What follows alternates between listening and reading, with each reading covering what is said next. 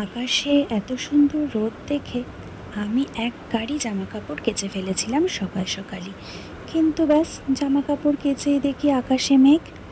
কি করি এবার? আমি এখন কি করছি? আমি এখানে আলু ভাজছি। সানডে স্পেশাল, তাই আজকে আমার রান্নাঘরে হচ্ছে মটন। আর আজকে আমি পুরো মটনটাই কুকারেই রান্না করব, কারণ আমার তো খুব তাড়া। তো চলো আলুগুলো একটুখানি ঝটপট করে ভেজে নিই। কিন্তু হ্যাঁ, শুধু আলুটা ভাজলেই চলবে না, আমাকে আবার দেখতে হবে মাঝে মাঝে আকাশের অবস্থাটা কীরকম আছে, কারণ জামা কাপড় দেওয়া আছে তো। ওই যে বললাম না, আকাশে মেঘ, বৃষ্টি নামলো বলে। জামা কাপড়গুলো এনে দেখি আলু মোটামুটি ভাজা হয়ে গেছে। তো চলো আলুগুলোকে একটু তুলে নিই।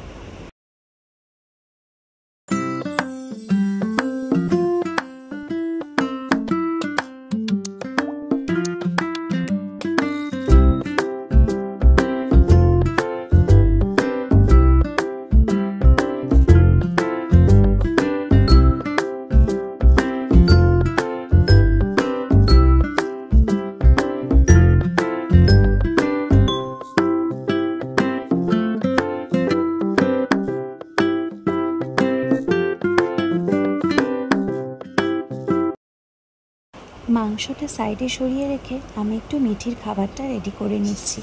দিয়েছি গোবিন্দভোগ চাল, মসুর ডাল আর মুগ ডাল, আর সঙ্গে কিছু সবজিপাতি তো দিয়ে কারণ মিঠিকেও তো আবার টাইমে খাওয়াতে হবে, তো সেই কারণে মাংসর পাশাপাশি মিঠির খাবারটাও আমি একটু রেডি করে নিচ্ছি।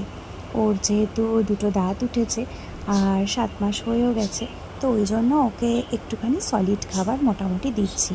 তো একদম তো গলিয়ে ফেলা যায় না খাবারটা, ওই কারণে একদম একটা প্লেন বাটি নিয়ে বাটির পেছনটা দিয়ে খাবারটা যতটা সম্ভব একদম সেদ্ধ করে নিই। তারপরেও একটু দানা দানা তো থেকেই যায়, তো সেটাকে বাটির পেছন দিয়ে আমি ভালো করে পিষে নিই, পিষে সেই খাবারটাই ওকে দিয়ে দিই।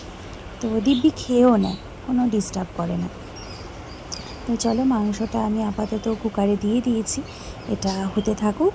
আমি আবার একটু ততক্ষণ মিঠির খাবারটাই একটু দেখে নিই। এই যা, কথা বলতে বলতে টমেটোটাই দিতে ভুলে গেছিলাম, দিয়ে দিয়েছি। সব রান্নায় আমার আবার একটু টমেটোটা বেশি ভালো লাগে। যদিও মটনটা দই দিয়ে মাখানোই ছিল, তাও কেন জানি না টমেটো ছাড়া আমার জানি একটু সব কটা রান্নায় একটু অসম্পূর্ণ লাগে। আমি টমেটো খুব ভালোই বাসি। তো পাশে মিঠির খাবারটাও বসানো ছিল, ওটাও আমি দেখেছি একটু জল লাগতো, তো জলও দিয়ে দিয়েছি, সেটা রেকর্ড করা হয়নি। দেখো বললাম না এক্ষুনি বৃষ্টি নামবে, ঠিক সেই বৃষ্টি নেমেই গেল। ঠিক আছে, আমিও নিশ্চিন্ত, আমার জামা কাপড় তো তোলা হয়ে গেছে, এখানে মিঠি সোনার ভাতও রেডি হয়ে গেছে, মানে খিচুড়িটাও রেডি হয়ে গেছে। মিঠির খিচুড়িতে না আমি আলু, বিনস, গাজর আর আমার গাছে হয়েছিল কটা বরবটি, সেটাও দিয়েছি, প্লাস একটুখানি টমেটোও দিয়েছি, কারণ টমেটো দিলে একটু টকটক হয় তো ভালো লাগে খেতে। মিঠি তো খুব ভালো খায়। তো এখানে আমার মাংসটাও অলমোস্ট কষানো কমপ্লিট হয়ে গেছে। এবার আমি এতে জল দিয়ে দেব, জল দিয়ে সেদ্ধ করে নেব মাংসটা, কারণ বাইরে বৃষ্টি হচ্ছে, গরম গরম ভাত, আর আমাকে ইনস্ট্রাকশান দেওয়া হয়েছিল আমি যাতে মটনের পাতলা ঝোল করি। ওফ, কোনো কথাই হবে না। চলো আমি এখন ওয়েট করছি কখন মাংসটা রান্না হয়, আর আমি একটুখানি চেখে দেখব।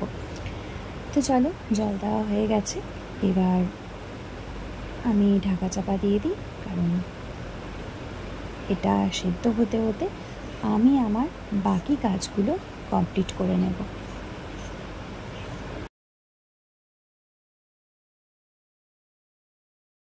কি ভুলটাই না করতে যাচ্ছিলাম, হাত দিয়ে নাকি আমি প্রেশার তুলছি, আর এত বড় কুকারের প্রেশার, উফ, ছ্যাঁকা খাইনি।